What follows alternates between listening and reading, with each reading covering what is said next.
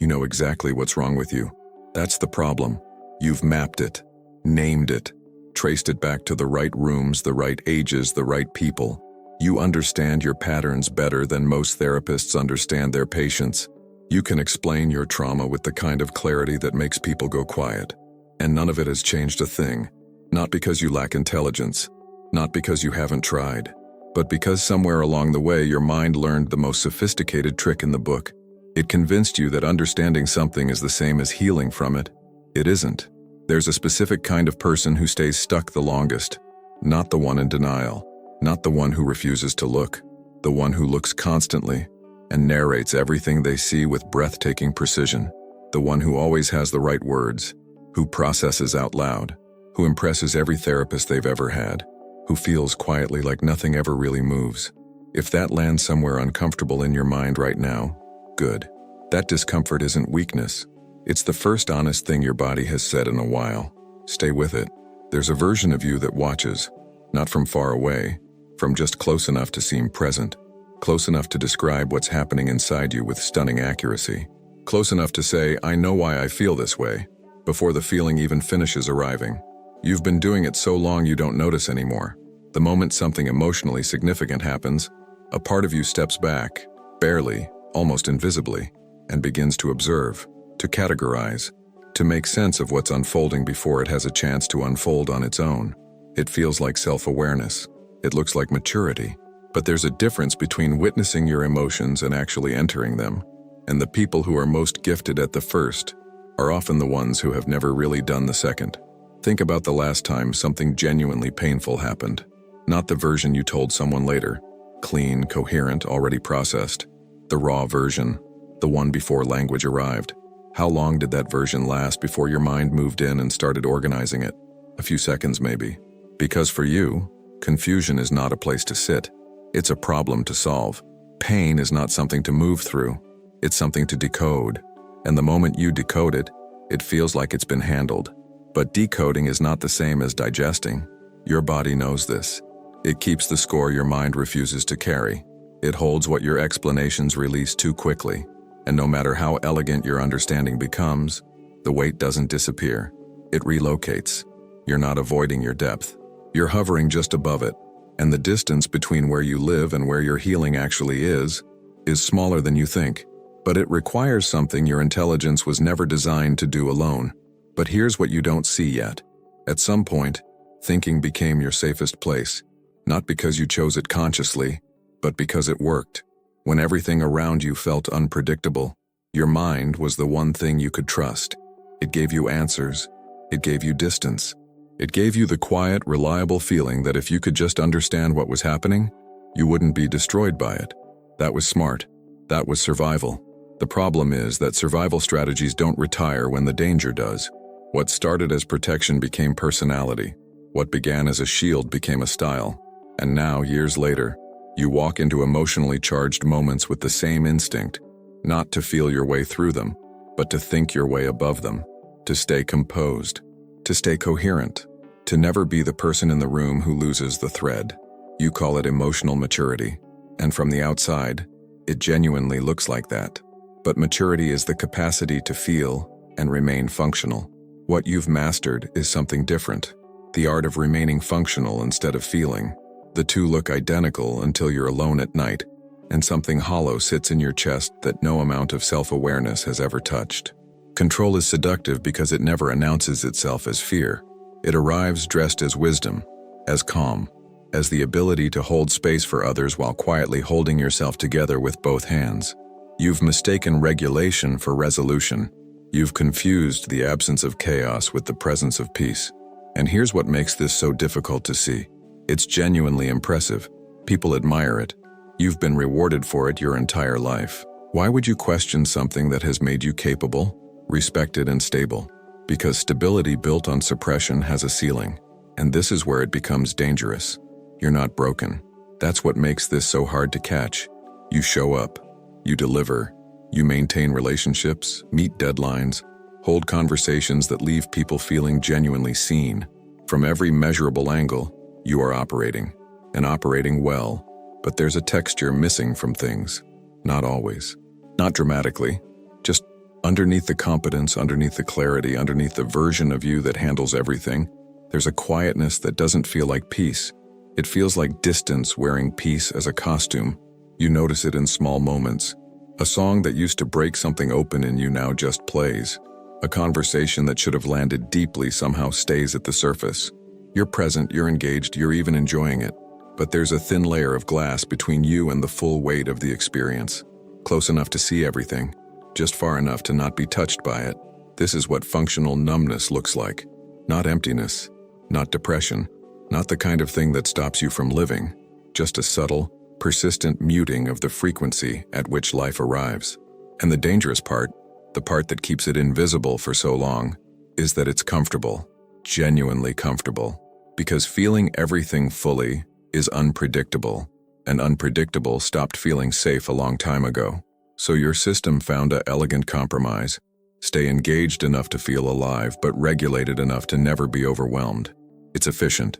It's sophisticated. It's also slowly narrowing the range of what you can access inside yourself. Joy that doesn't quite peak. Grief that never fully lands. Love that stays slightly managed.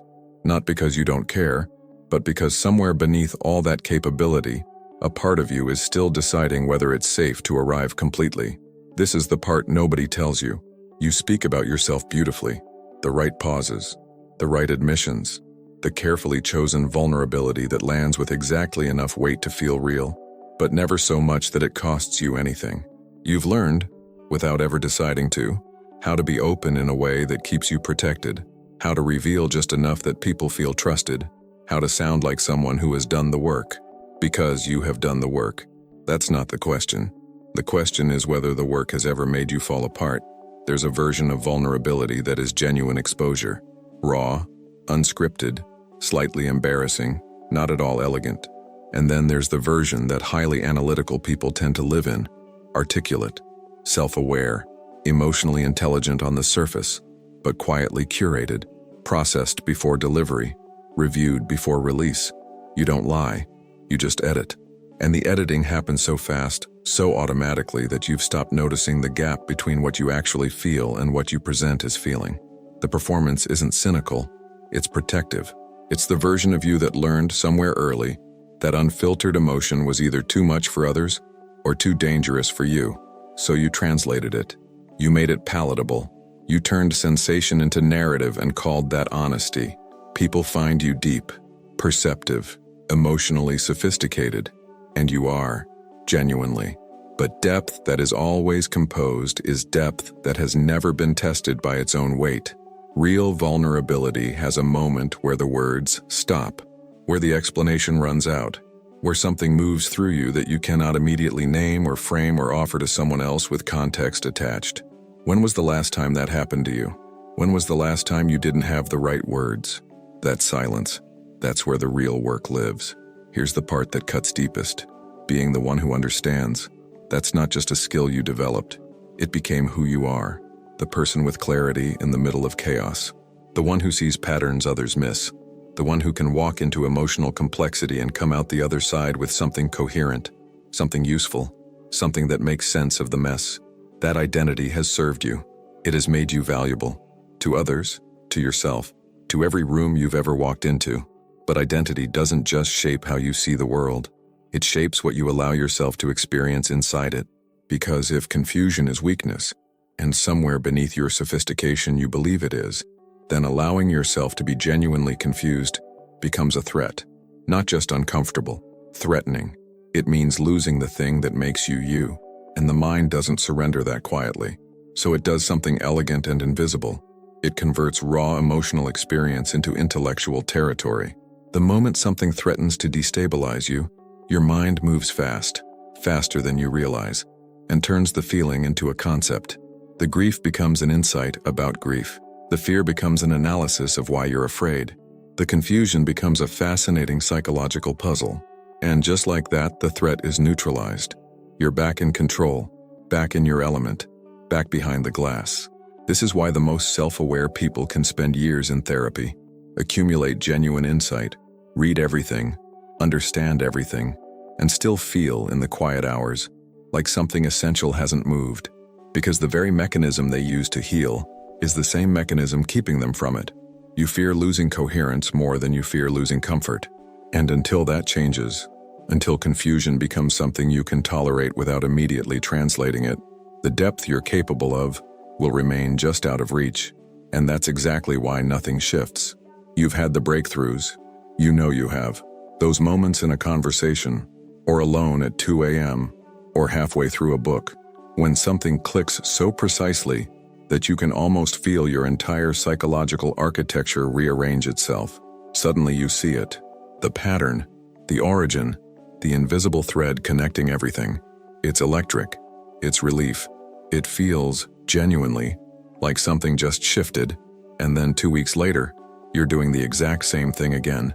Same reaction, same withdrawal, same subtle self-betrayal you swore you finally understood, and you're left with that particular exhaustion that only comes from knowing better and still not doing differently.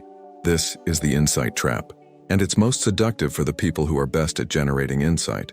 Here's what's actually happening beneath the surface. Your nervous system doesn't reorganize because you understood something. It reorganizes through experience, specifically through new emotional experiences that contradict the old ones your body has been running on for decades. The brain doesn't rewrite its deepest patterns through comprehension. It rewrites them through felt exposure to something different. Insight tells you the map has changed, but your body is still walking the old roads, and because nobody walked them with you slowly enough, presently enough, for long enough, for the ground itself to feel different underfoot. You can describe the wound with surgical precision, but description doesn't touch the tissue. It never did. This is why you can leave a therapy session feeling genuinely transformed, articulate, clear, emotionally moved, and find yourself months later in the same emotional geography, because clarity lives in the cortex, and what needs to heal lives somewhere older, somewhere quieter, somewhere that has never once responded to a well-constructed argument. Insight feels like progress. It isn't the same as change. So what actually works? What if you stopped trying to figure it out? Not forever. Not as surrender. Just for a moment. What if you let something move through you without immediately reaching for the words to describe it, without converting it into meaning before it has finished arriving? This is the threshold most analytical people never cross. Not because they lack courage, but because stopping the narration feels, from the inside, exactly like falling. Like losing grip on the one thing that has always kept them safe. The mind goes quiet and something older, something unorganized begins to surface, and every instinct says, translate this, contain this, make sense. But healing doesn't happen in the translation. It happens in the pause before it. There's a specific kind of presence that the body requires to reorganize, not the presence of understanding, but the presence of allowance. The willingness to sit inside an emotion without immediately becoming its interpreter, to feel the weight of something without rushing to redistribute it into language, to let confusion exist in your chest without your mind arriving, uninvited, to solve it. This isn't passivity.